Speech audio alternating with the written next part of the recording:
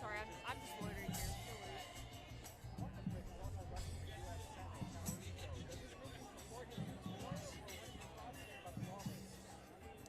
What's the crowd estimate? I think we were looking at around 5,000 RSVPs, so yeah, I don't know. That's just what I heard. Um, yeah, I don't know. I think we had 3 to 5,000, which I know is a big range, but I'll get y'all exact numbers once we have it.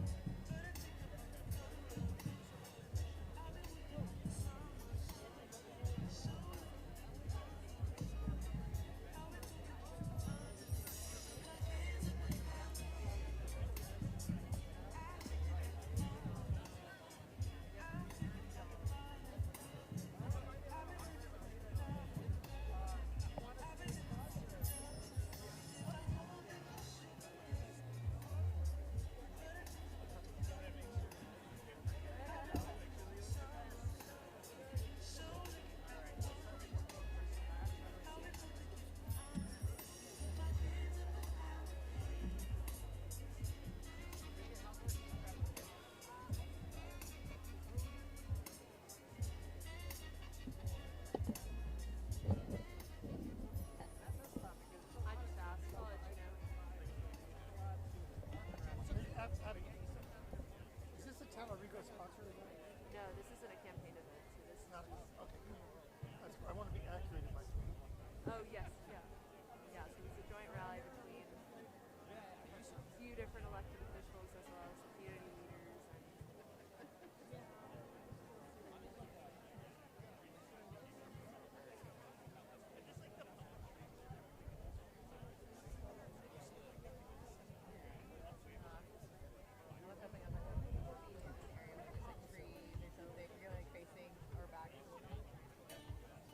I don't know if we're gonna do another one just because they. Oh wait, just kidding. JT's gonna do it.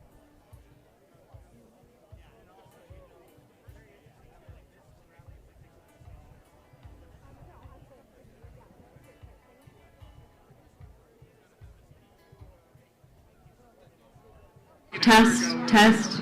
Cool, we're good.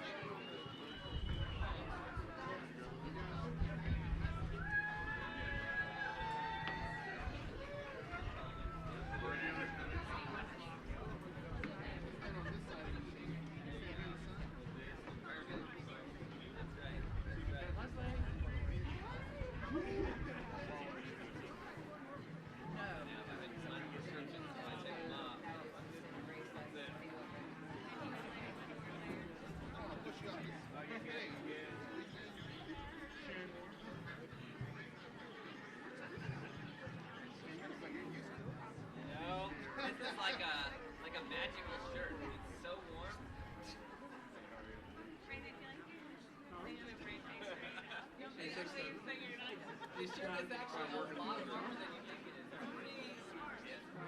I can't wear it very often. It's like the too warm for us. That's right, that's right. Got my thermal. Hello, Austin. Y'all can do better than that. How are we doing, Austin?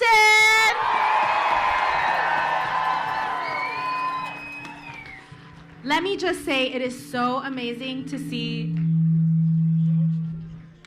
Whoa. So many of y'all here. You can laugh.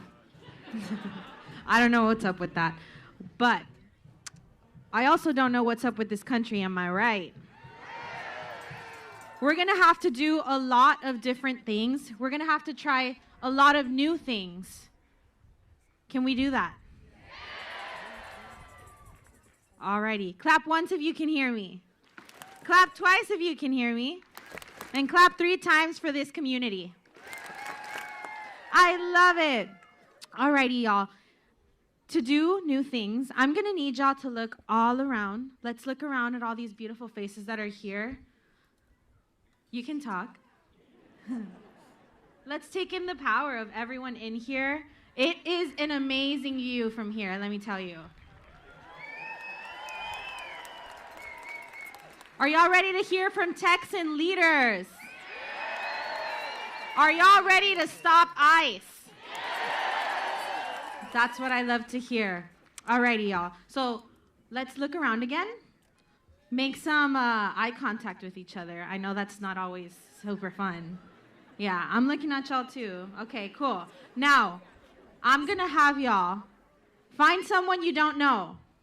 Raise your hands when you did that. Okay, we found someone. Let me see those hands up. Beautiful. Now, let's tell them our names, why we're here, and a fun fact. And we'll be right back. Start building community, y'all. Thank you.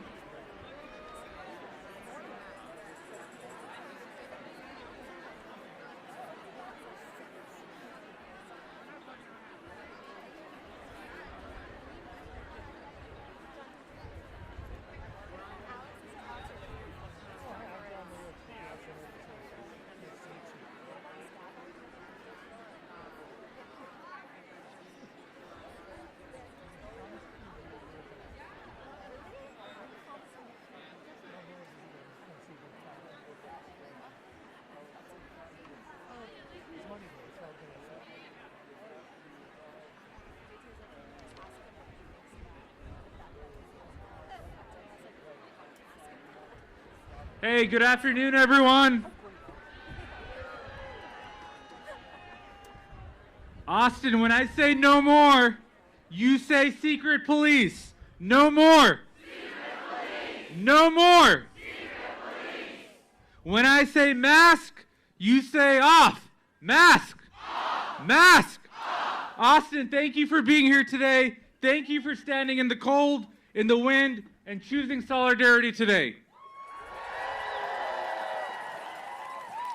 I'm Council Member Zoe Kadri. I'm proud to represent District 9 on the Austin City Council. I want you to take a moment and look around. We didn't gather here for convenience. We are here because something is profoundly wrong.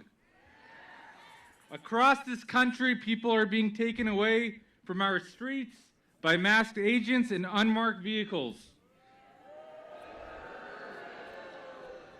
They wait outside schools, outside hospitals. They arrest people who are doing everything right, following the law, raising families, going to work. They are detaining American citizens, and in some cases, they're killing people in broad daylight. Let's be clear about what this is.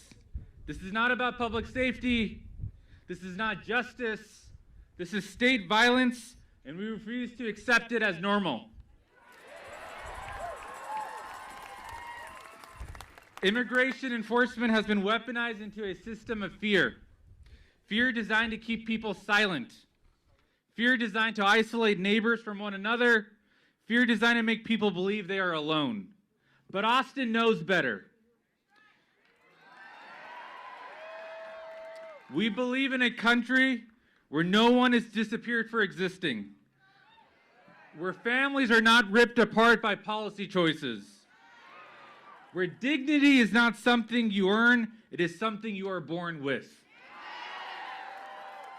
and where the government is accountable to the people, not the other way around. We're not here just to express outrage, we are here to draw a line. A line that says this has gone too far. A line that says our neighbors deserve safety, not terror. A line that says silence is complicity, and we refuse both.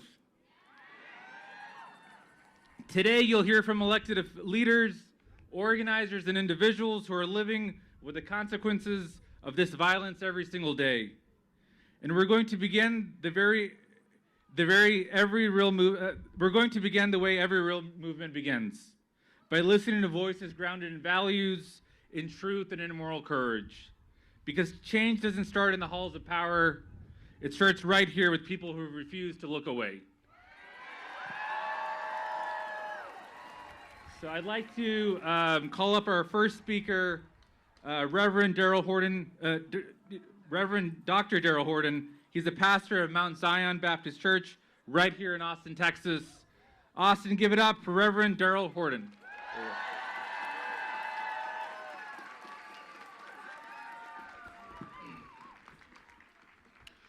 Good afternoon to everyone.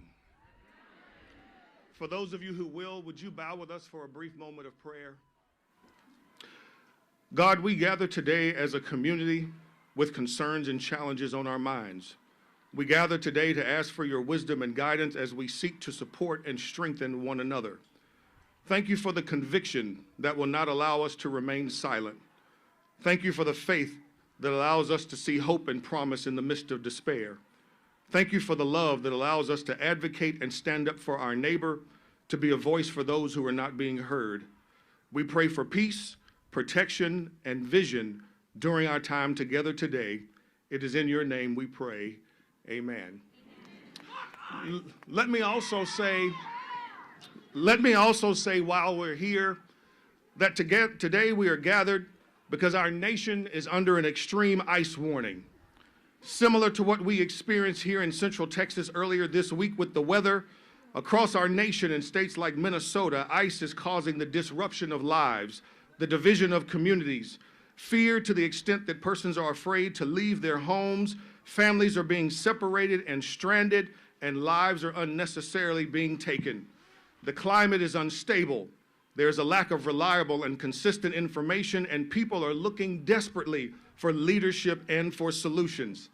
I'm also here to remind you that this extreme ice warning is a crisis, and it's a wake-up call for the church, for the body of believers.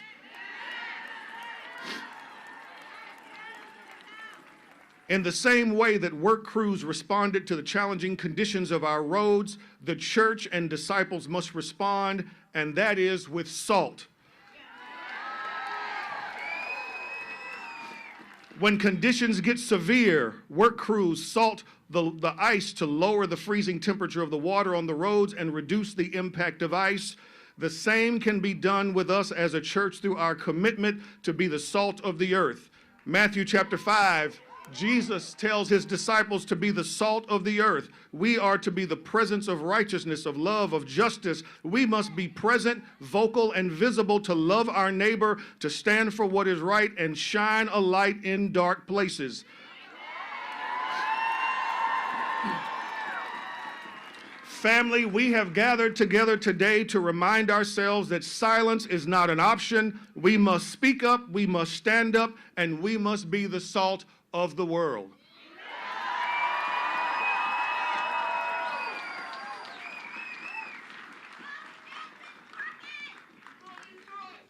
Great. Our next speaker is the chairman of the Mexican American Legislative Caucus, the son of immigrants. Austin, join me in welcoming Chairman Ramon Romero.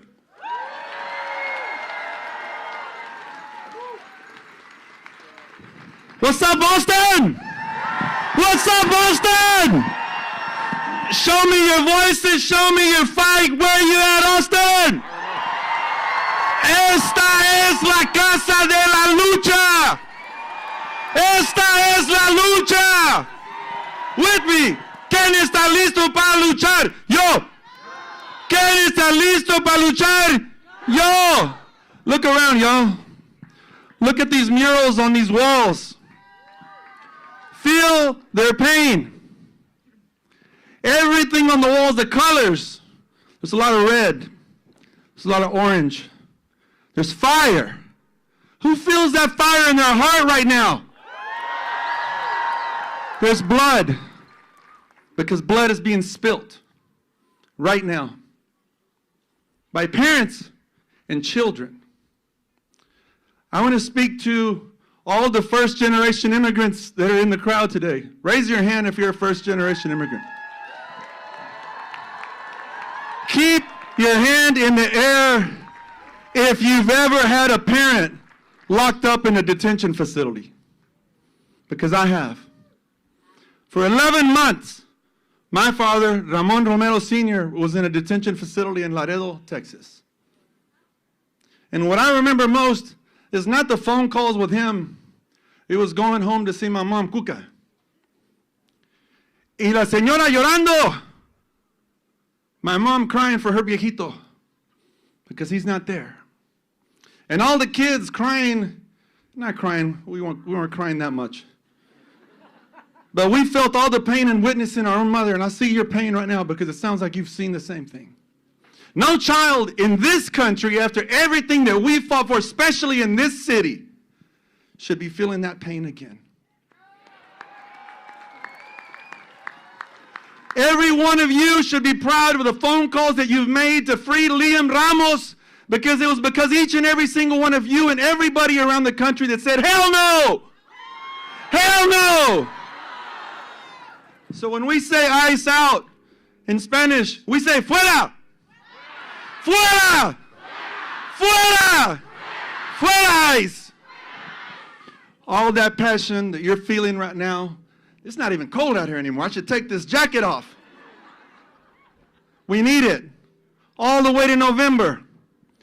Some of us are asking, what do I do right now? And yeah, you did it today. You showed up. And you're around somebody. Look around. Tell somebody right next to you, I love you for being here today. I love you, man. I love you, ma'am. I love you. I love you. I adore you. You're my friend and I don't even know you. But I love you. And you know what else? I need you. I need you, neighbor. And when you go home, even though your neighbor, literal neighbor, might not be here, you let them know how you felt today when you left here today. Passion, energized, feeling the pain, fire in your heart, blood running through you, and you're ready to go do something with it. Who's with me? Ice, fuera! Ice, fuera! Thank you, I'm Ramon Romero, State Representative. Thank y'all. And thank y'all to my colleagues, John Busey, Vicki Goodwin, Cheryl Goodwood, Cheryl Cole, your district. Yes. Damn near. And y'all know who's coming up. I am so honored to have all these folks back behind Gina Hinojosa, Congressman Castro. Did y'all hear what he had to say when he left that place? Did y'all feel his pain? You're going to see it again. Thank y'all for being here today, everybody. We love you.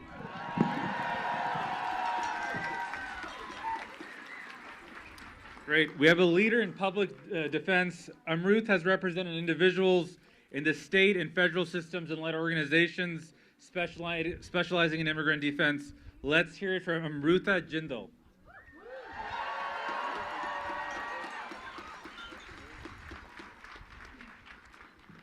Wow, it is awesome to be with all of you here this afternoon in the capital of our great state of Texas. Thank you for being here. I heard you. I will speak louder. Is this better? Okay. I am the daughter of immigrants. Immigrants who came to the United States 50 years ago and moved to Texas with a big dream to build a better life for themselves and their family. I am also a public defender. For almost 15 years, I've represented people charged with immigration crimes at the US-Mexico border. People who oftentimes have the same dream as my parents, but instead, their dreams are treated as if they are criminals.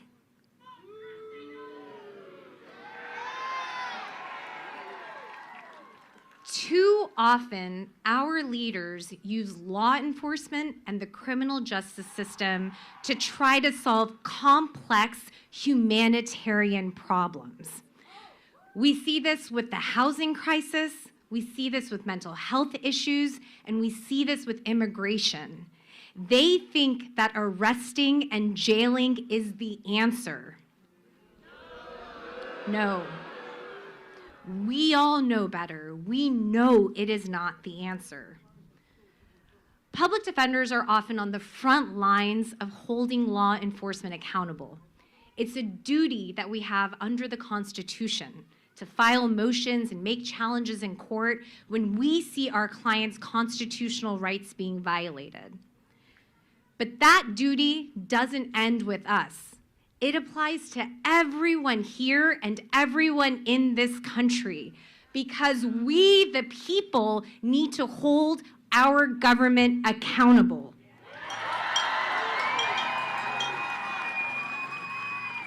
And we've never needed to do so more than now with ICE. It is urgent. We need to hold them accountable now.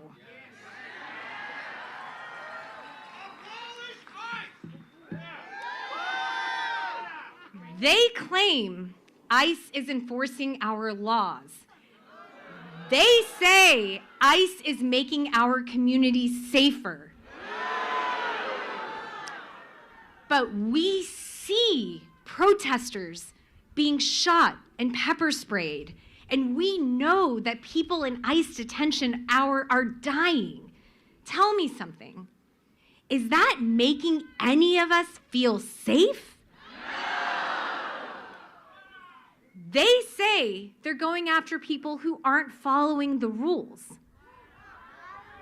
But we see asylum seekers going to their government-ordered appointments and court hearings only to be separated from their families, arrested, and deported. Is that making any of us feel safe? They say they're going after gang members, but we see fathers being separated from their families and sent to a torture camp in El Salvador, labeled a gang member simply because of a tattoo on their body. Is that making us feel more safe? Believe your eyes. Believe what you see. This isn't about safety. This is about stoking fear and destroying communities. It's time that we use our voice to demand change, to demand that we stop attacking immigrants, and we stop now.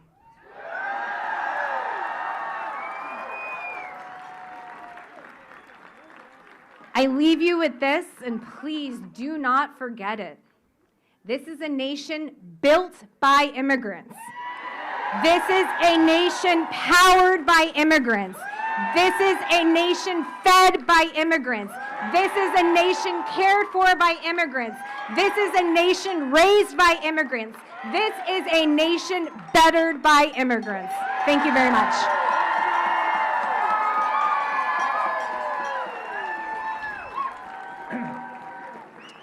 Thank you, Amrutha. Our next speaker is Evelyn, a woman whose husband, Francisco, was taken by ICE in Texas and her children. Evelyn?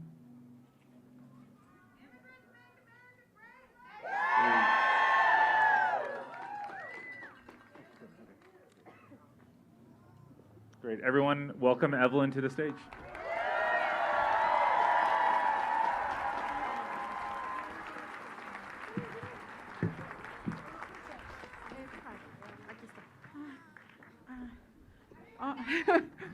Hola, mi nombre es Evelyn, soy esposa de Francisco desde hace 15 años. Tenemos 3 hijos, el mayor es sobreviviente a cáncer de linfoma. La más pequeña fue diagnosticada con diabetes tipo 1 hace 1 año y nuestros 3 hijos sufren de asma. Hello, my name is Evelyn. I've been married to Francisco for 15 years. We have 3 children. My oldest is a lymphoma cancer survivor. My youngest was diagnosed with type 1 diabetes a year ago, and all 3 of my children suffer from asthma. Nuestra familia estaba más unida que nunca, más feliz y viviendo nuestra vida normal, concentrados en nuestros planes a futuro. Y la familia de repente, un día 2 de diciembre del 2025, Our family was closer than ever, happier and living our normal life, focused on future plans in our family, and then suddenly, December 2nd, 2025.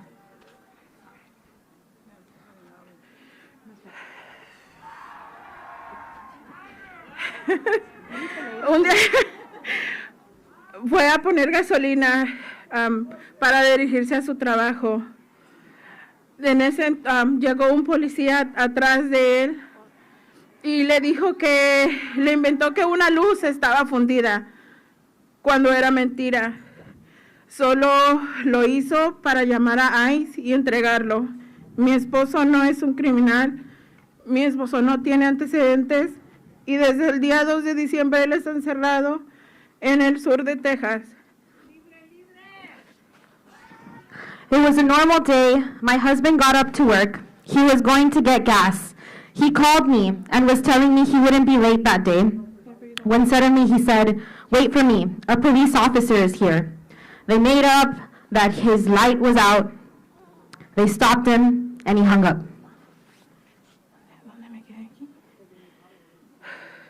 Me alisté rápido para ir a su locación.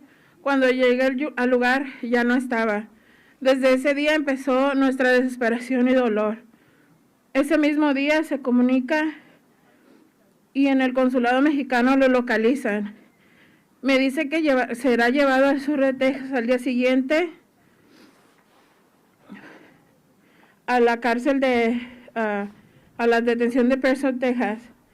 Y de repente desapareció del sistema.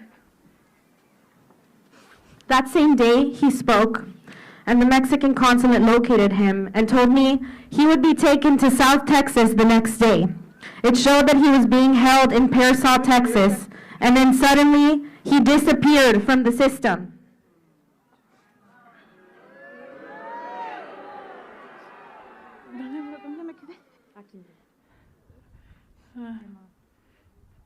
Llamaba al centro de detención, no me daban razón. Me decían que llamara a un número y jamás nadie me contestó. Hasta el día 5 de diciembre que recibí una llamada de un miembro del hospital diciendo que vieron a mi esposa en el hospital de San Antonio y iba muy mal. Busqué la información del hospital y llamaba, jamás me dijeron nada. Llamaba al centro de detención y nadie me daba información. Fueron 16 días en los que mis hijos y yo llorábamos por no saber nada de mi esposo. I called the detention center. They wouldn't give me any information. They just kept saying I was calling this number. I called and no one ever answered. Until May 12, 2020, until December 5th, 2025, when I received a call from a relative telling me that he had seen my husband at a hospital in San Antonio and that he was in very bad shape. I looked for information about the hospital. I called and they never told me anything. I called the detention center and they gave me no information whatsoever. And it went for 16 days, during which my children and I cried because we didn't know anything about my husband.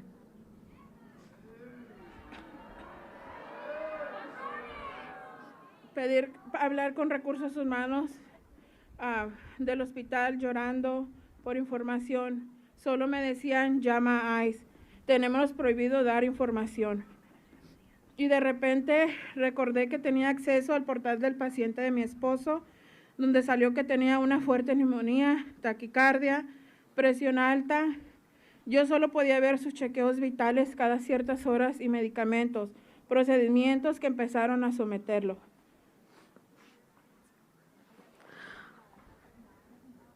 I asked to speak to Human Resources, where I begged and cried to find anything about my husband. And their response was, call ICE.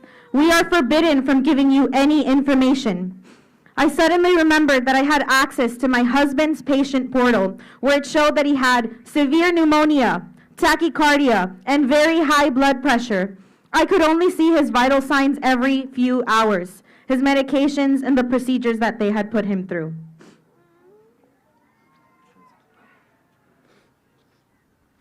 ICE destruyó a mi familia, nos arrebató a mi esposo, dejándonos desamparados, donde lo único que estaba haciendo mi esposo ese día 2 de diciembre era poner gasolina para ir a trabajar como todos los días.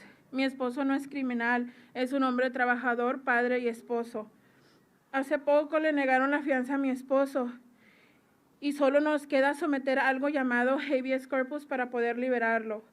Yo siendo afectada y corriendo con todos los gastos de mi hogar sola, no tengo los recursos para poder someterlo rápido y tener a mi esposo lo más pronto posible en nuestro hogar.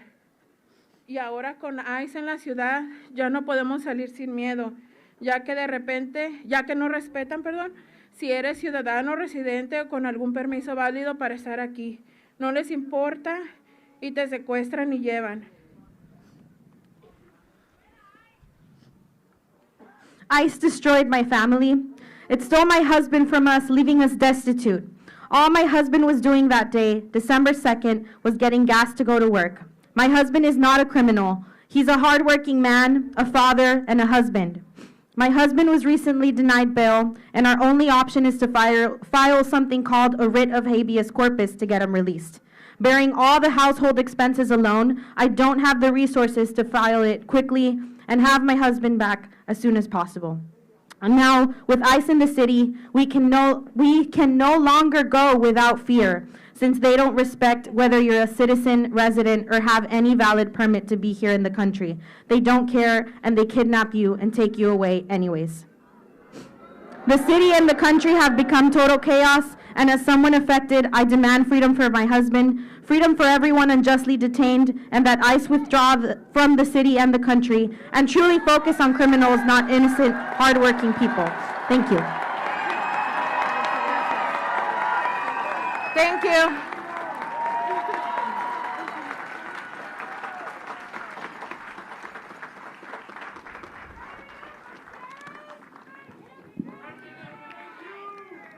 Great. Thank you, Evelyn. Next, we have David Chinkanchin, a community advocate who grew up in an immigrant family right here in Austin and is an organizer for Workers' Defense. Let's all welcome David. Good afternoon, friends. What do we want? When? Now. What do we want? When? Now. What do we want? When? Now. Yes. All right. Well, good afternoon. Like many of you, I am filled with indignation today, but I am also happy to be here, to look out on this crowd and see so many caring people, to join you today as we come together to send a clear message that we will not sit idly by as federal and state politicians rain down injustice upon our families, upon our neighbors, our friends, and our communities. My name is David Chinkanchin. I grew up in an immigrant family here in Austin, in a vibrant immigrant neighborhood in Austin called Dove Springs. And throughout my life, I have listened as leaders in the highest offices in business and politics and other fields have questioned the place of immigrant families and immigrant workers in American society. No more.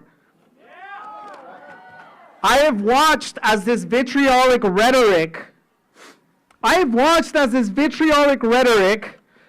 that is meant to diminish the lives and contributions of immigrants has taken the shape of real-world violence, as it did in 2019, when a white supremacist echoing the hate-filled anti-immigrant words of President Trump drove hundreds of miles to El Paso and ended 23 beautiful, innocent lives based on nothing but the color of their skin.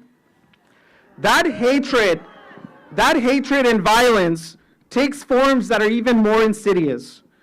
That hatred and violence is directly transcribed into the policies that govern and oppress our daily lives. They have manifested themselves in immigration and legal systems that tear families apart and terrorize our communities. They have appeared in slashes to our public schools, and they have been reflected in the exclusion of immigrant communities and essential workers from access to life-saving services. Unfortunately, this is not a thing of the past. It is playing out across our country, it is happening to us, and it is happening today. That hatred manifests itself in countless other ways. But one way we are seeing clearly today is in the enormous and heartless slashes to our healthcare system that you and I and our families all depend on. Republicans in DC are gutting our healthcare, knowing people will suffer, people will die, in order to increase ICE's budget. They are putting the most vulnerable in harm's way to pay for those military weapons that they are wielding in our streets and to offer $50,000 signing bonuses to ensure that they are recruiting even the most inexperienced and the most untrained agents. ICE's actions are making us all less safe. ICE is not about public safety. It is a masked, militarized, secret police that is violating our most fundamental constitutional rights. Taking children off the street and executing Americans in broad daylight does not make a single one of us safer. The brutal killing of Alex Petty has and should send a frightful chill down America's spine, and it should help us understand just how low we've fallen. So I'll leave you with this. Our immigrant brothers and sisters, our immigrant families are bearing the brunt of this violence and this injustice. But this fight is not just about those immigrant families. They need us. We need to be there for them. We need to fight for them and support them in that bravery and courage that they are showing that is on display even today. But they are also coming after our due process, our freedom of speech, our freedom of expression, our freedom to protest, freedom of assembly, our protections from undue and search and seizures. These are the rights that underpin our democracy. These are the foundations of our democracy. If we don't have those, we don't have a democracy. So yes, come out, continue to fight for your immigrant neighbors, continue to fight for yourself and for your families, continue to fight for all of us. We all have a role in this movement. Continue to show up like you did today. March today, march tomorrow, march the next day, and the next day until we put an end to this for good.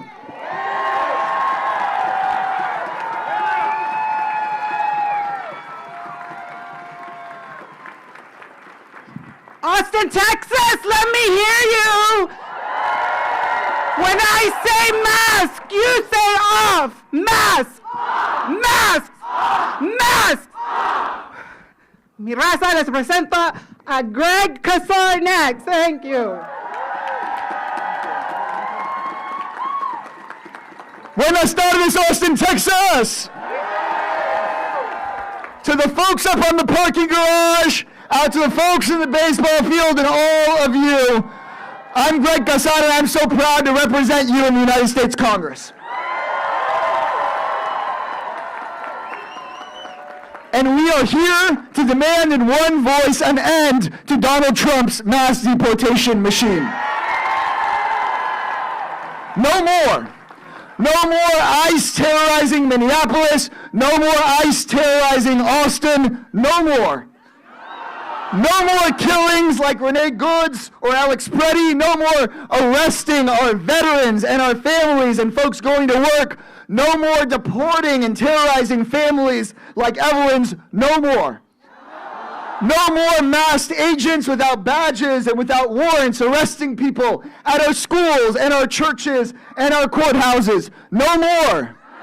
No more. No more. No more. And no more blank checks to Trump's mass deportation machine. That's why last week I voted hell no on ICE's budget. And that's why, thanks to you all making noise, the Republican plan to juice up ICE's budget is in total disarray. They're having to bring a vote back to the House on Monday, where again I'll be voting hell no.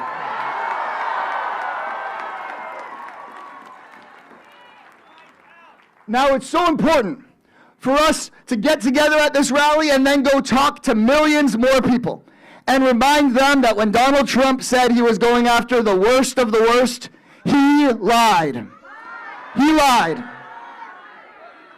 Earlier this week, I went with Congressman Castro down to San Antonio to demand the release of 5-year-old Liam Ramos. You may have seen the picture.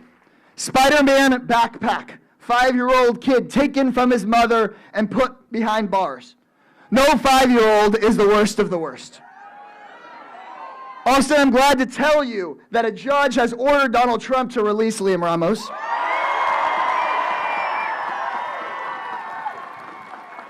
And we will get him released. But there are 4,000 children the Trump administration has arrested in the last year. And sadly, these stories aren't just in Minneapolis, they're here in Austin. I'll tell you one, of Annie Lopez Bellosa. She was born in Honduras, but has lived here in East Austin since she was 8 years old. She worked hard, got to know her parents. Her dad's a tailor, her mom a church volunteer. She studied and studied and studied and got a full scholarship to a business college on the East Coast, one of the best business schools in America. And when this last Thanksgiving, she got on a plane to fly back here to surprise her parents. She got detained. She got put in shackles. She was made to sleep on the floor of a detention center, and a judge said not to send her to Honduras. The Trump administration broke the law and sent her to a country she barely remembers. When Trump said he was deporting the worst of the worst, Annie is not that. Annie is one of the best. She's one of us. And let's not forget that Trump has been pardoning his millionaire donors who have been convicted of things like money laundering and fraud. But he wants 5-year-old Liam Ramos in prison? Really? He pardoned the president of Honduras who was convicted of narco trafficking. But he wants Annie to be the one put in shackles? Really? He pardoned January 6th rioters who attacked police officers.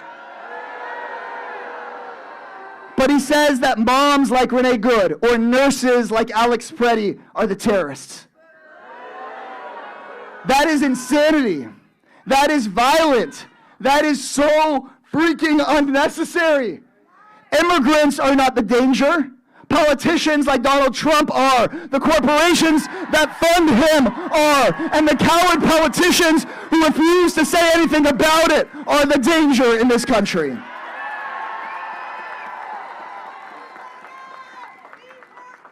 So right now, the question before us is, what can we do? Because it's not going to be politicians that come and save us. It's going to be the community who does that. There's something we can all do.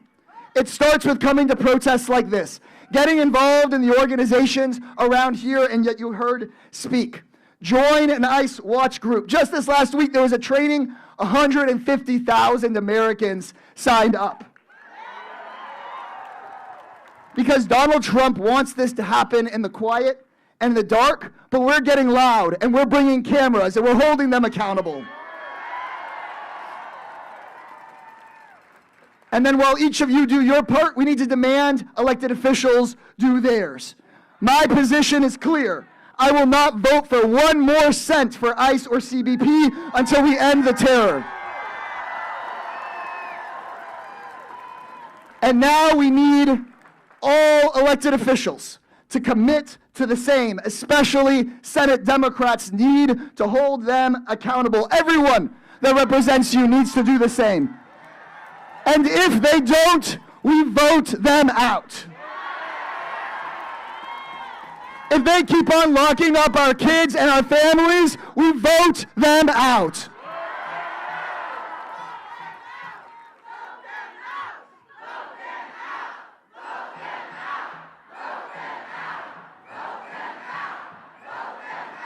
If Cornyn and Paxton and Cruz and Abbott keep taking our taxpayer money to send mass agents into our communities, we vote them out.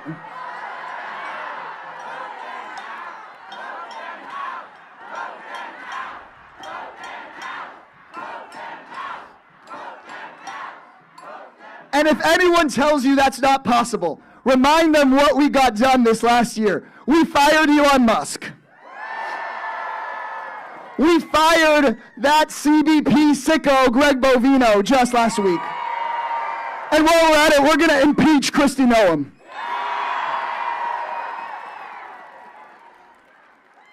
In closing, I want to say something to the folks in the crowd, many of you who I know feel afraid. Many of you who feel afraid every day or every hour that your spouse may not come home from work, that you could be next, worried about your kids or your students or your neighbors, afraid that what happened to Alex Preddy and Nicole Good could happen to someone you love. I cannot guarantee you that everything's going to be okay, but I can guarantee you that Donald Trump and his cronies want that fear to paralyze you because they thrive in the silence and in the darkness. And it is our job to rally through the fear, to march through the darkness, to shout in the silence until we get to the other side of this thing. Am I with y'all? Are you guys with me?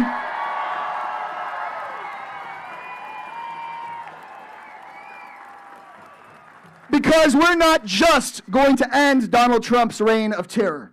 We're not just going to go back to the same broken system that Democrats and Republicans have overseen for decades. We don't have to settle for that on the other side of this.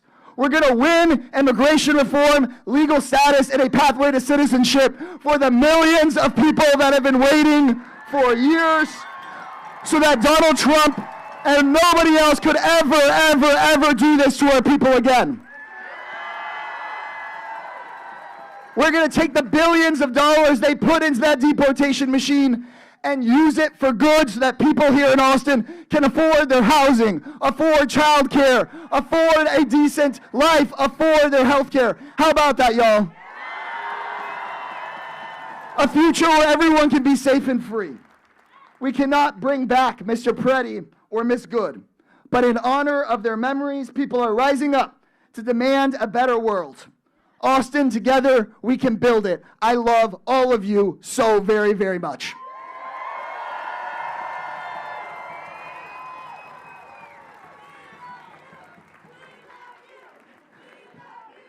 And next, we're going to call up 2 of the finest public servants I believe this country has had.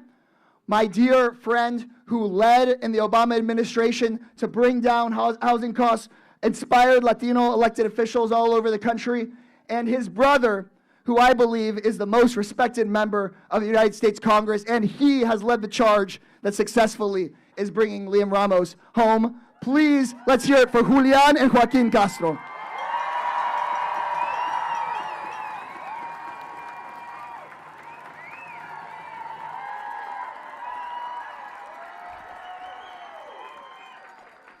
Good afternoon, Austin. I needed to get a ride up to Austin today for this incredible rally. I hear there are 5,000 of us here today. So I asked my brother, Julian. He said, if I give you a ride, you have to let me speak for a few minutes. So we're going to share time. Y'all, we are living in an extraordinary time in our country. Every day on the news, we see people's constitutional rights violated. We see the government abusing its own citizens. We have had ICE say that they can go into people's homes without a warrant. They have killed 2 American citizens at least. They have abused children in detention centers in Texas and in other parts of the country. And we are here to say that that is not America, and we won't stand for it. That enough is enough. On Wednesday, I had a chance to go into the Dilley Detention Center and visit with Liam Conejo Ramos and his father, Adrian. And I let them know what so many people from Austin and San Antonio, throughout the country and really around the world have said, that we're praying for him and we love him. And we demand his release. ICE needs to release him immediately. And I was glad to see this morning that a San Antonio judge, Judge Beery, ordered the release of Liam and his dad as soon as possible.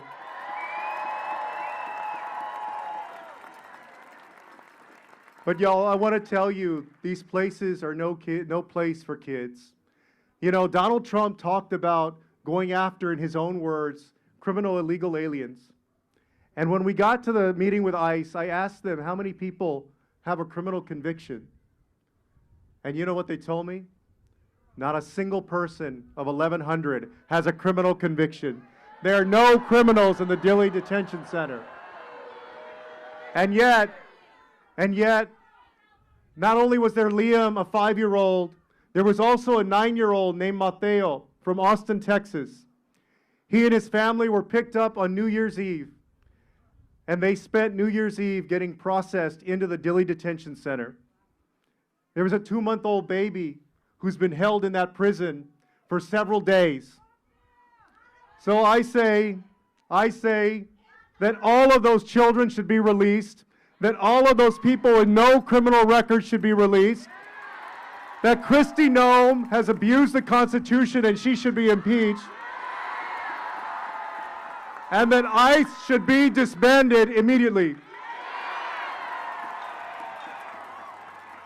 But it's not just Donald Trump or Kristi Noem or the Republican Congress that's responsible. Greg Abbott is also an accomplice. I want to tell you something that very few people know and realize. He has hundreds of Texas National Guards, men and women, on assignment there, on deployment, under Operation Lone Star, who are embedded in the detention centers, who do not wear their uniform but are camouflaged in civilian clothes, who are doing deportation work day in and day out. Greg Abbott is as much responsible for the ugly machinery of the detention centers that are holding Liam and the 2-year-old baby and Mateo from Austin. So not only do we need a new Congress and eventually a new president, we also need a new governor, lieutenant governor, senator, attorney general, and all of it. But only you can make that happen. There's no easy way out of this, folks. We're going to have to vote our way out of it in November.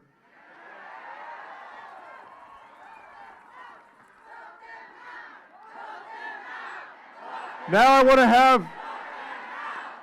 have my brother. You can see that the easy way to tell us apart is that I have a beard, but he's also a little uglier than I am. I want to have him say a few words. Thank you, Joaquin. He always steals my thunder.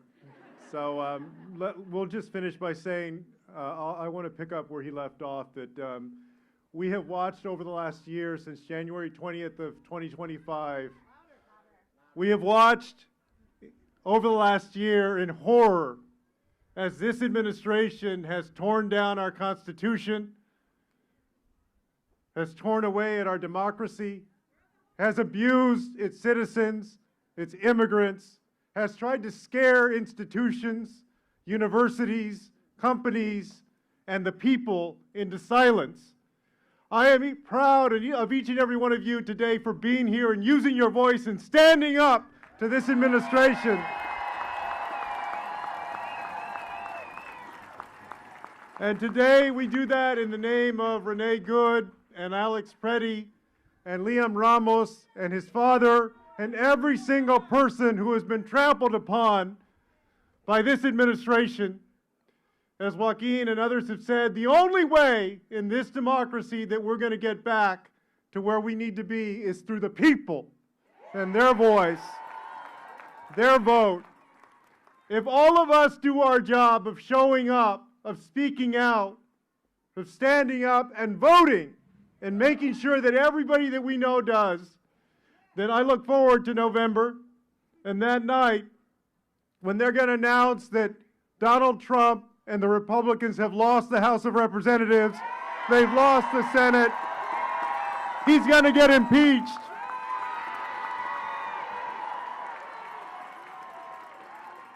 They're going to announce that Texas has, for the first time in more than 30 years, a new Democratic senator.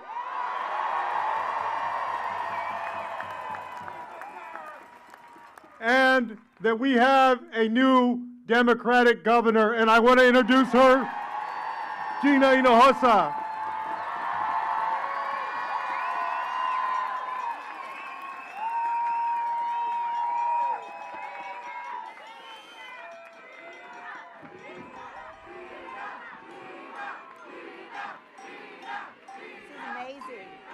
This is so amazing. I am Gina Hinojosa, and I'm running to be the next governor of Texas.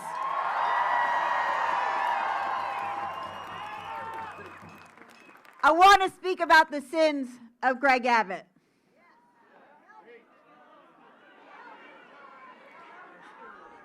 Okay, one of the sins of Greg Abbott.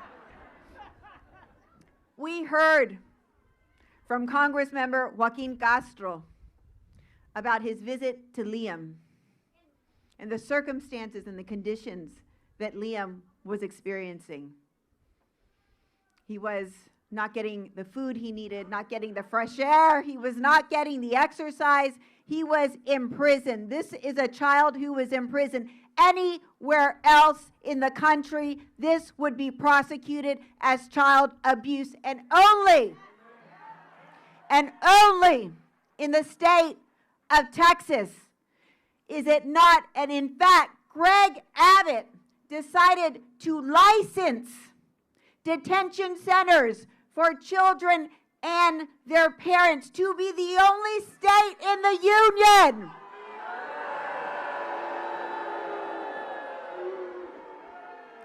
to have these detention centers.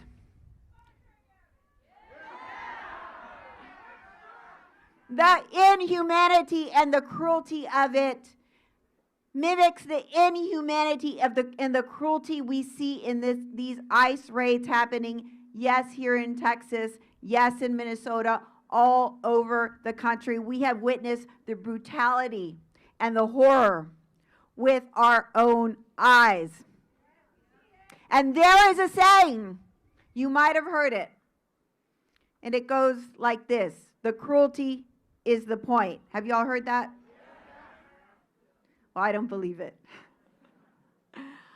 What I think is the point, the cruelty is the mask to conceal the corruption. Because let me tell you why we have detention centers in the state of Texas that incarcerate children. It is because Greg Abbott received tens of thousands of dollars from the private prison companies right before he made the decision to create these child detention centers.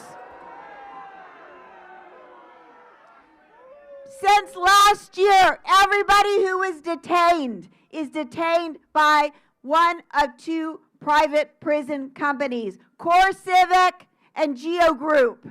Core Civic, yes, boo. Core Civic's biggest investor is BlackRock. You heard of them? They exist to maximize profits, and that is the business model of Core Civic. Geo Group, no different, exactly the same, and they are who gave $55,000 to the campaign to re-elect Governor Abbott. And when I tried to post about this on TikTok, the new American TikTok that is now owned by Oracle, founded by Larry Ellison, who is a top contributor to the president, I was blocked. We had to post ice emojis to speak ill of ICE on TikTok because it turns out that American TikTok is more restricted, more censored than even the Chinese TikTok. I have joined in with the chorus about the billionaires taking over. But let me say, but at this point, it's like 15 dudes who are taking over. Oracle not only has TikTok, Oracle has the private, they have the military contracts with the federal government. They just got tax subsidies to open up a data center in Abilene. It's the same 15 dudes who are owning everything, the power, the money, and Greg Abbott and the Republican political class are letting it happen.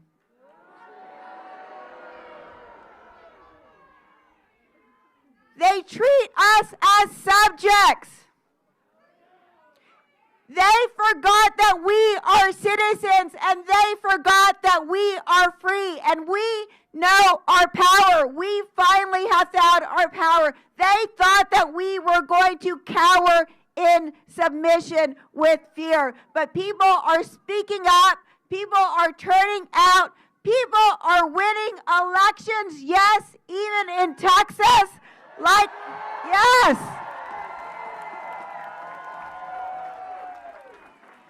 Look, let me say, Cy-Fair just flipped 3 school board seats. They were up against millions. Leander, anybody hear from Leander?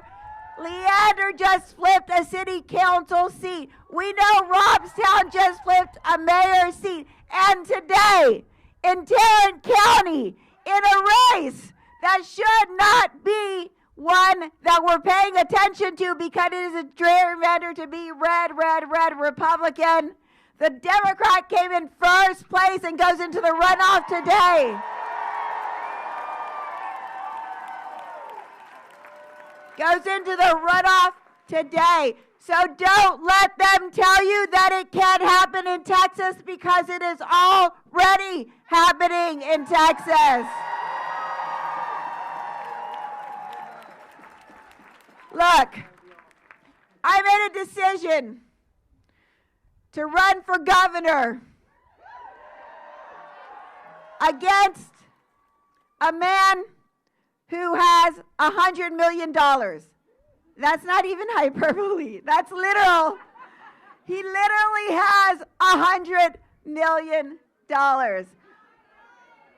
But I do this because I know the power of people. Look at you. We have 9 months. We have 9 months to give this everything we've got. And because government, yes.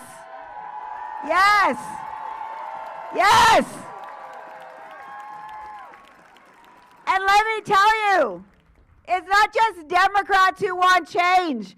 Can I tell you, I get text messages from Republicans all over the state, many of them elected, who are telling me new ways to fuck over Greg Abbott. He is not popular.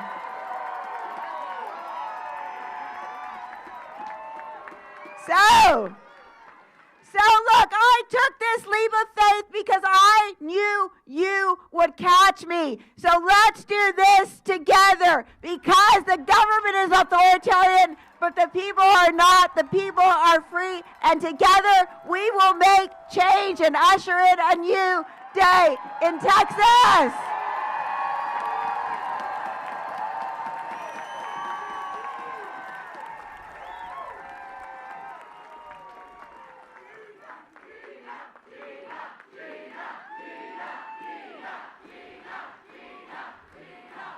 Well, thank you.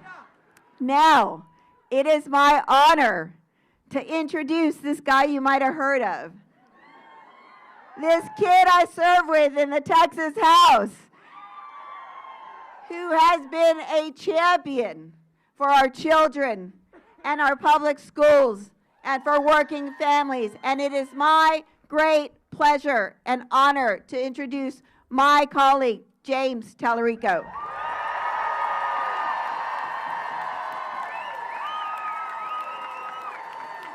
Thank you, Gina. Thank y'all. Hey, Austin, Texas. Listen,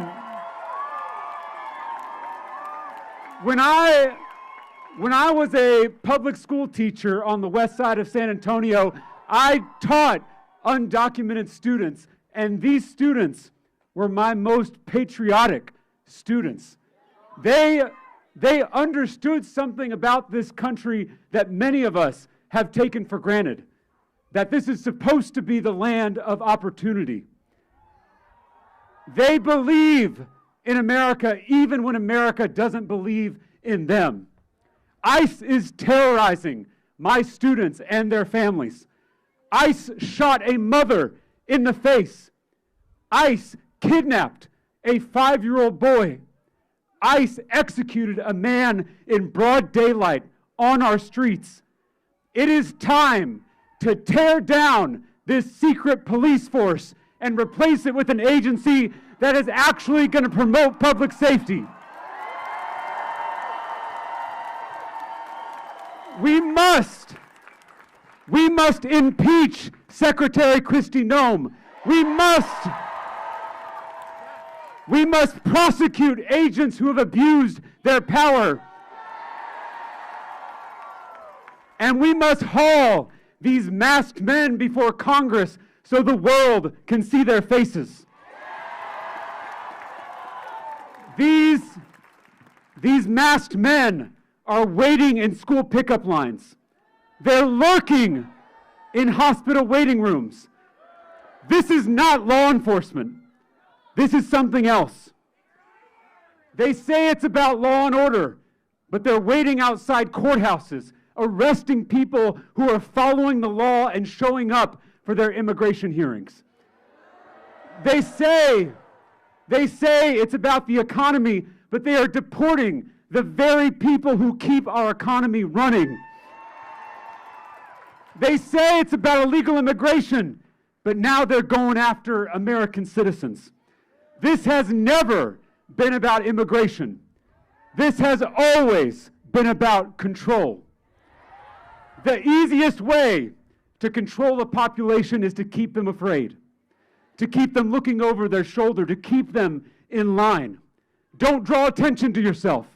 Don't speak your mind. Don't criticize the state. Otherwise, you'll be disappeared or even killed. No more secret police. No more disappearing people. This is the United States of America. We're not supposed to fear our government. Our government is supposed to fear us.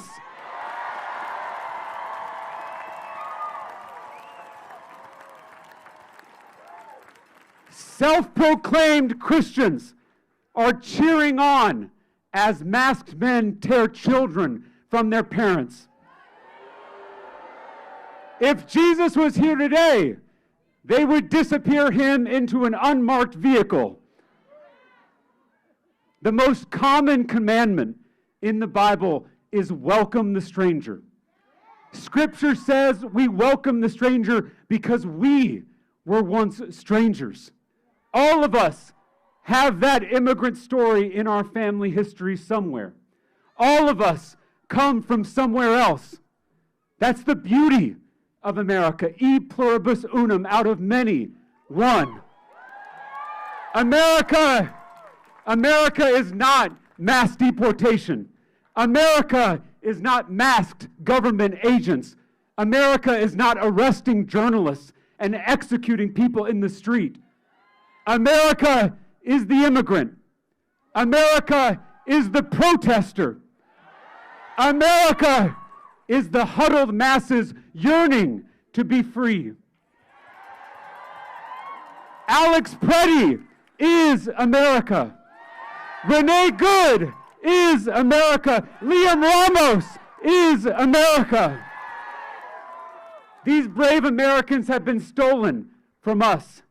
At this moment of crisis, America needs patriots now more than ever. I'm reminded of lyrics by a great American songwriter, John Prine.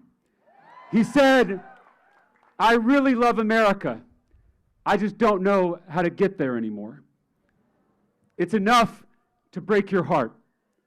When I'm feeling this way, there's a verse in Scripture that I return to where Jesus says something very strange. He says, "Blessed are you who weep." It's strange because how can someone who's weeping also be blessed? In our culture, we tend to avoid grief, but we forget that grief can be fertile soil.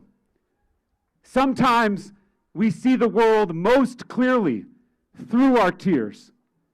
If your heart is breaking right now, it means you still have a heart. Protect that. Trust that. That is what will get us out of all of this. There has never been a more important time to be a human being. Resistance starts right here. By refusing to mirror the hate and the violence and the inhumanity that surrounds us. In a time of shadows, we must shine our light. Like many of you, I am tempted by hopelessness. But then I look out on a crowd of neighbors who have gathered together to save their beloved country. And all of a sudden, I feel a little bit of hope. And a little bit of hope is a dangerous thing.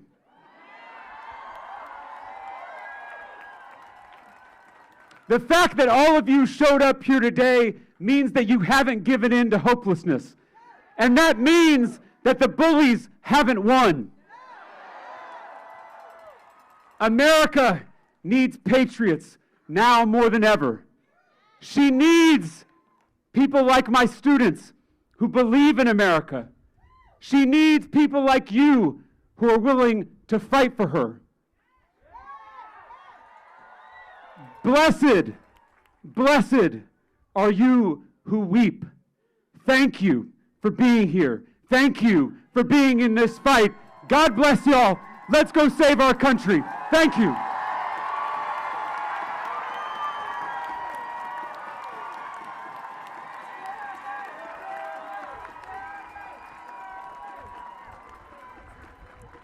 I just want to thank everyone for being here today. What a beautiful day, surrounded by neighbors. This is who Austin is. It's community, it's love. So thank y'all for being here today. I was told to say there's no photo line, so please get home safely, and much love to everyone. Thank y'all.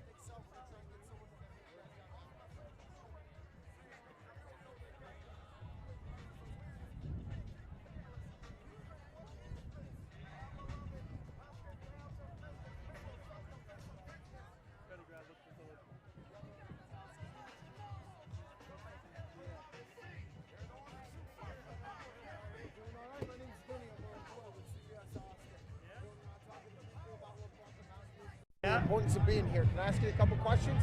Sure. Perfect. We'll get this all set up. Yeah.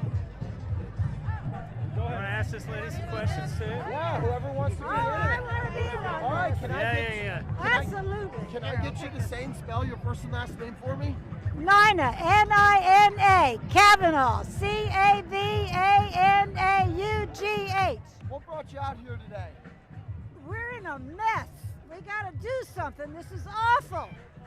What do you think about everybody being out here today? Oh, it makes me want to cry. I'm so happy. But this isn't enough. We got to go back. We got to get our neighbors involved. I'm with the league. We got to register people to vote. It's voting's what we got to do. This is nice, but we got to vote. What did you think of some of your elected officials speaking today and what They were had good. to say? They were all good. They were good. Yeah. They told me some things I didn't know, and I'm very involved. And then how about the message they sent to everybody that was here today? Get them, do more. Yeah. Tell your neighbors. Do you live here in Austin? Cedar Park. You live in the Cedar Park area. Okay, sounds good. Thank you, man. Appreciate your time. Thank you, guys. Thanks.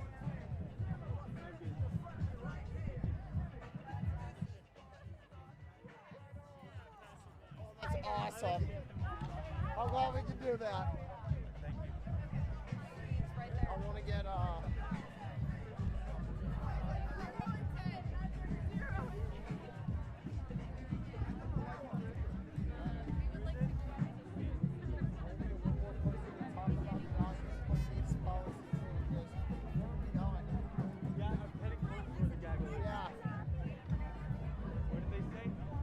I said our story tomorrow, our backup is about the Austin police policy changes and MOS on that.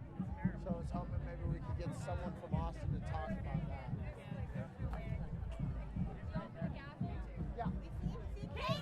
What do you want us? How do we get in here? Just right here? Okay. There's people back here. Let's just grab some. We'll grab JT for you. There's JT. Yeah. You want him right here? In front of the barricade right over here. Yeah. Are we the only ones doing it? No, there are going to be a few more. Okay. We're going to You're going to get one or two crowd people? Yeah. Okay. All right. Let's grab some more.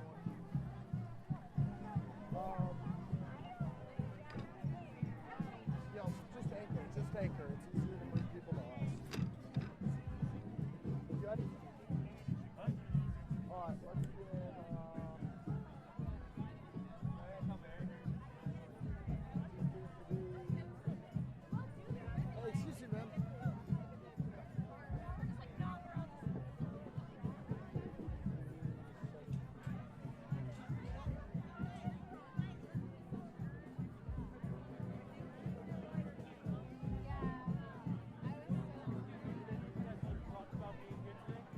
Hey, excuse me, ma'am. Sounds good, thank you.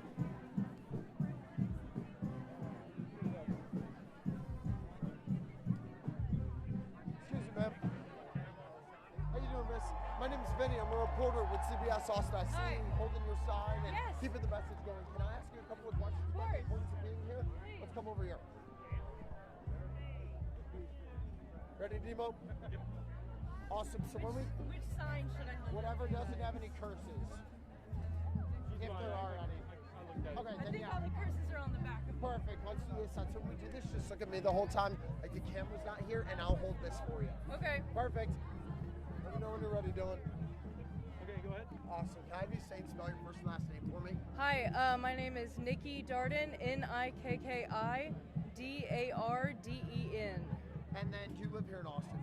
I do. How important is it for you to be out here today? It's so important. We have to stand together. Each of us individually, we are just one person, but collectively, look at all of these individual people that are out here today. How does that make you feel to see so many people out here today? It makes me feel not alone. It makes me feel like I'm not the only one out here that feels this way, that feels angry about this. And when you have some of your elected officials standing up with that message today with all of these people, what does that do for the Austin community? It's so good. It's so important. This is generally a red state, and we have to make ourselves known that there are people out here that want to make it a blue state. And you live here in Austin. One thing that we've talked to Austin police a little bit about in the city is some policy changes they want to make to how they cooperate with ICE operations, where they go into these communities and they detain people. They're saying they only want to help with violent criminals.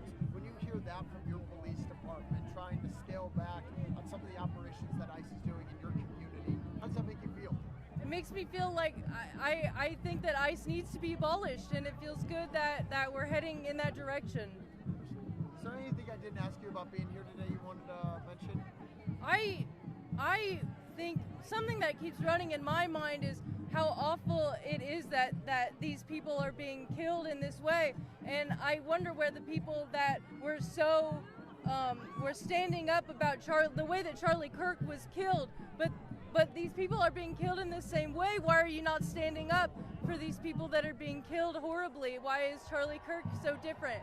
And also, the people that say, don't tread on me, and they need to protect themselves, and they need to get the Second Amendment, and they need to get guns. Well, what about this secret government that is treading on us? Well, thank you for your message. I really appreciate your time. Great to meet you. Nice Have to a meet great you rest too. of your day. You guys too. Yep, Timo, we gotta go.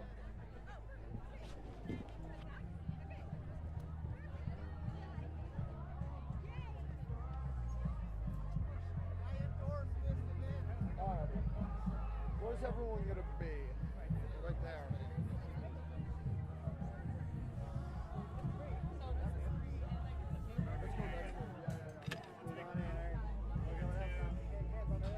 We got one more coming too. So, why don't we take right here? You want to go right here? You right there? Okay, I can't talk right here. Step in front. Step in front.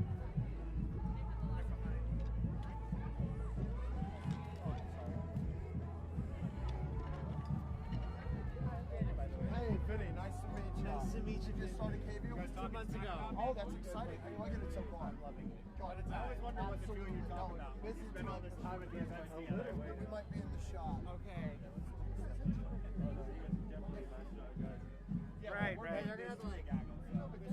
Yeah, we'll go down. I do not think that is. I think you're. Yeah. I think you're. It does not. How long have you been with CBS? Yeah. A couple months over a year. Start of November, end of October.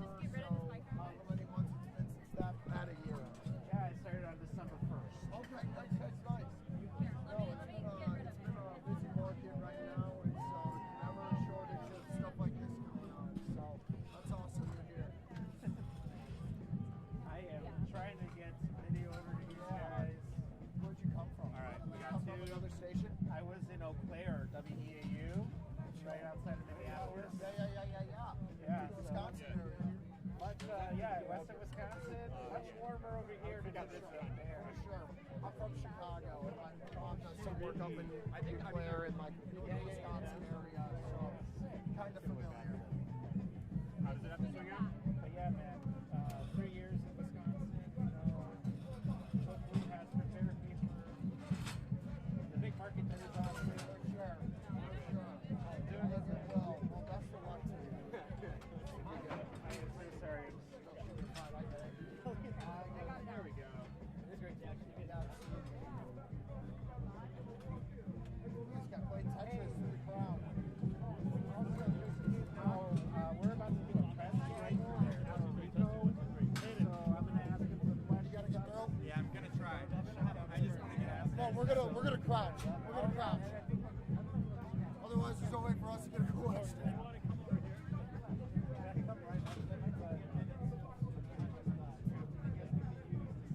You might want to come on this side too. Well, we'll just crouch. You got, you guys listening? Yeah. Send them in. You might want to raise the camera, Timo. Yeah, I'll just wait for everyone to raise it. Yeah, and have him start shooting. Guys. Just go over us. Just go over us. Well, we could crouch a bit like this, but like there's not much room for everyone to crouch and stand.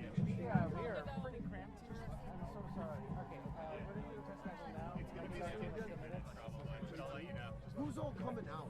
It's Gina and James. Okay. Gina Husa and James. Can you guys?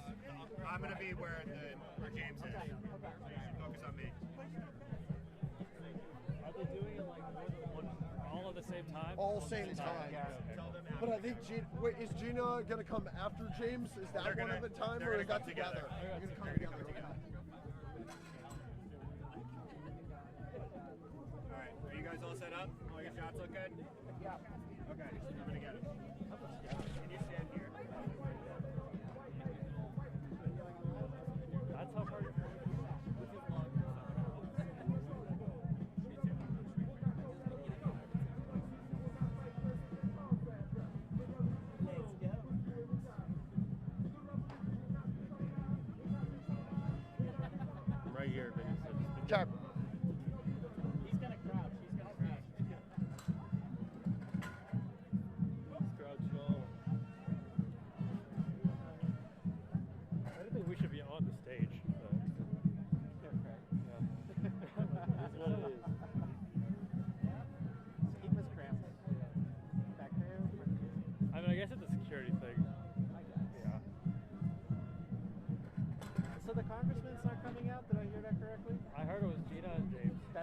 to? Yeah, together, which is.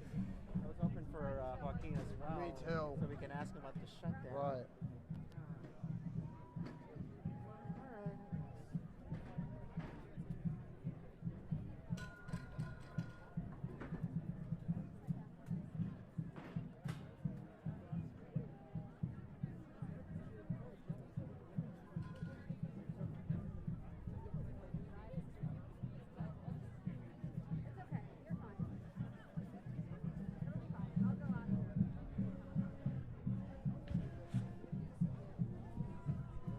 Righty. It's a lot warmer in the sun.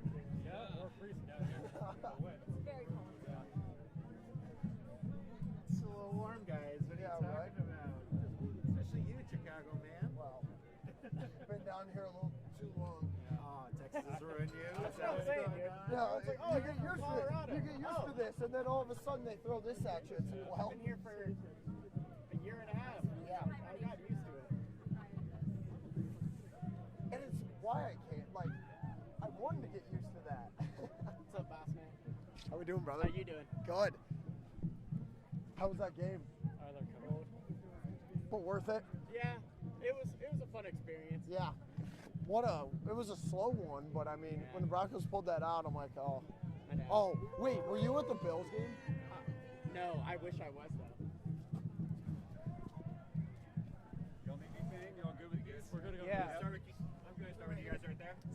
All right. Well, a lot of people came out today for the rally. You know, there's a lot of people in the country that would like to see immigration enforcement in some capacity. What do you think ICE reform should look like for those people? Well, ICE is not doing immigration enforcement. ICE is terrorizing communities all over this country, including here in Texas. They shot a mom in the face. They kidnapped a 5-year-old boy. They executed an American citizen on our streets in broad daylight. And so we have got to tear down this secret police force and replace it with an agency that is actually going to promote public safety. And I think that you saw the broad support for that right here in Central Texas. Yeah. How important is it to see this huge crowd out here in attendance for, talking about these issues that you see here in the country? Well, I think it was a beautiful sight to see so many neighbors from all walks of life, different backgrounds, different beliefs, all coming together around the same goal, which is protecting our neighbors, whether they're documented or undocumented. And that gives me a lot of hope. It's incredible. And that Texas is ground zero for a lot of the inhumanity that we see in these ICE immigration raids and detentions, because the people who are being taken in Minnesota are being brought here to Texas in detention facilities that house both children and parents, because we're the only state in the whole United States of America that allows for that to happen. And that is because Greg Abbott licensed that and allowed it to happen after receiving tens of thousands of dollars from the private prison companies for his election campaign. Talarico, so we are still now technically in a government shutdown. The second one after a historically large one. First it was about healthcare subsidies, now it's about DHS funding. If you were to actually get elected into the U.S. Senate, what can you tell Texans here in terms of efforts of preventing government shutdowns in the future? Because again, first it was healthcare subsidies, and then Democrats, some may say, have caved and then have reopened the government shutdown after trying to fight for that for long and walking away with nothing. And now we have DHS funding on the table. So you're witnessing this as a candidate for the U.S. Senate. What do you have to say to Texans, I guess, if you were to get elected to the U.S. Senate in the future? Well, as Senator from Texas, I would use every tool at my disposal to protect Texans, to protect their health care, to protect their children, and to protect their lives. And I think we need more, not just Democrats, but all senators to take that same kind of action on behalf of their constituents. Even if it means the government shutdown? I would never give my vote to harm Texans. Hi, when you say no more disappearances, how does it need to be done to stop this or to prevent this? Well, I think at the very minimum, we have to ban ICE from wearing masks. We got to ban agents from kidnapping our people off our streets without a warrant. And we got to require that they disclose their identities. That's the bare minimum of any law enforcement official in a democracy. We don't have that right now with ICE, and that has to change. Question for both of you. Today we learned about the San Antonio judge that's calling for the immediate release of Liam Ramos and his father. We heard Congressman Castro talk about that today. What's your guys' reaction to hearing that? Well, I'm thankful that Liam is being released, but he should have never been in that prison to begin with.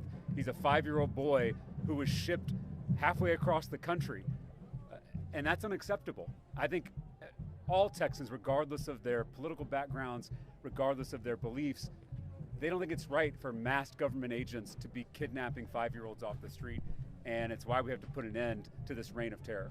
We know about Liam, but there's so many other children and people who are being unlawfully detained here in Texas. We know that since last year, all of these detention facilities are operated by private prison companies. There is a profit motive that is driving both these ICE raids and the detention of people, including Americans and including children. It is unlawful, it is immoral, and it needs to stop. Is there anything you guys can do on your parts to prevent this from happening? Well, I think you just saw we mobilized 5,000 people to show up here to make their voices heard. We're seeing this kind of direct action all over the state, all over the country, and this is just the beginning. I think this year you're going to see a backlash to the extremism and the corruption that we're seeing at all levels of our government. All right, we're going to go over here. More specifically, on the DHS approach bill, Leader Schumer has proposed like a list of demands, including a code of conduct for federal agents, banning masks, that sort of thing. Do you support how Dem leadership so far has handled this, or would you want to go further? Well, I think they're proposing the bare minimum of what we need in terms of reform, but really, as was said here on the stage, we have to end this mass deportation machine. And I want to see Senate Democrats take more bold leadership on that stance. What specifically would that look like? I mean, we have seen ICE get historic amounts of funding. It's the largest increase of any law enforcement agency in the country. That money came directly from our healthcare. So I would say we should take that money back and put it in our communities where it belongs. Quick question for both of you, and it's kind of a two-parter. A couple of years ago, I think Democrats like you and others were criticizing the Abbott administration for not really the Biden administration for not stepping up on immigration, and then that sort of gave the path for Abbott to sort of take the national lead on that problem, and now it's coming back home. So kind of square that circle. Was it too last time, and is this what we're seeing, an overreach right now by the federal government? I mean, I would say that both parties have failed us on immigration over the last 20 years. And what people are looking for are leaders who are going to step up and actually solve this problem rather than grandstanding off of it. Right now, we have our neighbors being targeted, being terrorized because this problem hasn't been solved. People just want a fix to this broken immigration system. It's why you had so many leaders on this stage call for comprehensive immigration reform. It is past time for those kind of solutions. But in terms of as governor. Yeah, what we saw Greg Abbott do was nothing more than political theater. He spent billions and billions of dollars of taxpayer money, and for what? For nothing. Then he was taking political advantage of the opportunity. Now where we sit today, what he and the political class of the Republican Party are doing is deeply unpopular with Texans and Americans. And so now they are on their heels, and the more people show up, the more people speak out, the more that they will respond like they are and create space for sanity and for change in this country and in this state. You good, John? Good. All right, thank you, everyone. Thank you all. Thank you, Appreciate guys. you being here. It is not about campaigning, but I appreciate it. Sorry, I just. Here, I apologize. All right. Well, the guy goes down. They wanted a live look for the 5, but what do we do? I was like, oh. Yes. So you're here, and I was like, oh no. Walk around. No, you're okay. I'm sorry. I'm sorry. Okay, let me get back up then. Can you?